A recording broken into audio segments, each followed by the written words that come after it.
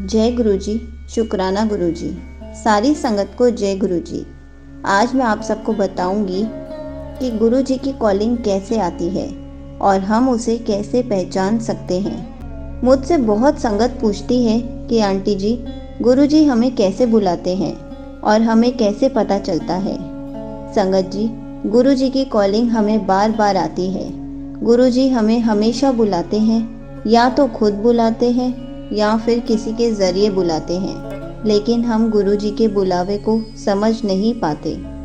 गुरु जी जब भी हमें किसी के भी थ्रू अपने पास बुलाते हैं, चाहे वो अपने सत्संग में बुलाए या बड़े मंदिर बुलाए, तो हमें कोशिश करनी चाहिए कि हम वहाँ चले जाएं, उसे इग्नोर ना करें। ऐसा ज़रूरी नहीं है कि गुरु जी स्वयं आकर हमें बुलाएंगे।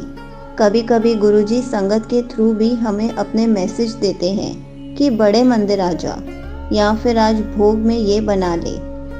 ऐसे और भी बहुत मैसेज गुरुजी संगत के थ्रू ही हमें दिलवा देते हैं। अगर आपको कोई संगत बोलती है कि चलो बड़े मंदिर चलते हैं, या फिर वो आपको किसी सत्संग में चलने के लिए पूछती है, तो आपको उन्हें मना नहीं करना है, क्योंकि वही गुरुजी की कॉलिंग होती है।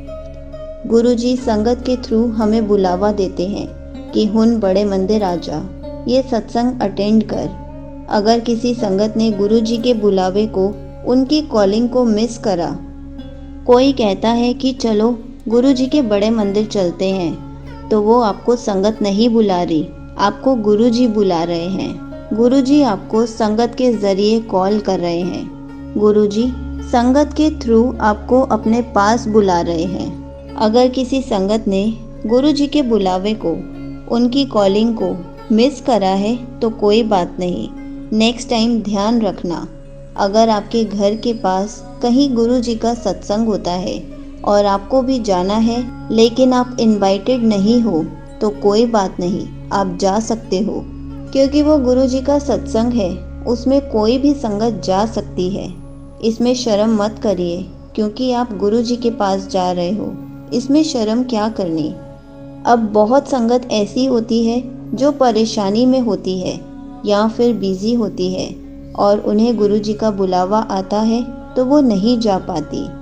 संगत जी, अगर आपको बुलावा आता है तो ज़रूर जाइए, क्योंकि परेशानियां कभी ख़त्म नहीं होने वाली हैं।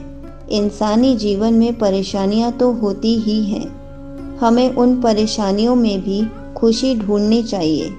उल्टा अगर आप बड़े मंदिर जाओगे या सत्संग जाओगे, तो वहाँ के पॉजिटिव वातावरण में भी आपकी परेशानी दूर हो जाएगी।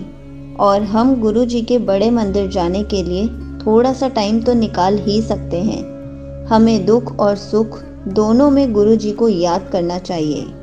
संगत जी, मौका मिलने पर सत्संग ज़रूर अटेंड करना चाहिए, क्योंकि पहला सत्संग अटेंड करने से हमारे दिमाग में पॉजिटिव विचार आते हैं। दूसरा, हम संगत के एक्सपीरियंस सुनते हैं। तीसरा, गुरु जी के शब्द गुरबानी सुनकर हमारे कष्ट कट जाते हैं और हमें हमारे क्वेश्चंस के आंसर्स मिल जाते हैं। चौथा, हमें गुरु जी की ब्लेसिंग्स मिलती हैं। और हाँ संगत जी, अगर आपको कभी सत्संग में अपना एक्सपीरियंस शेयर करने का मौका मिले तो ज़रूर करें, क्योंकि सत्संग सुनने वाले तथा सुनाने वाले दोनों का कल्याण होता है, ऐसा गुरु जी कहते हैं। गुरु जी के सत्संग सुनने से हमें हमारे बहुत सवालों के आंसर्स मिलते हैं।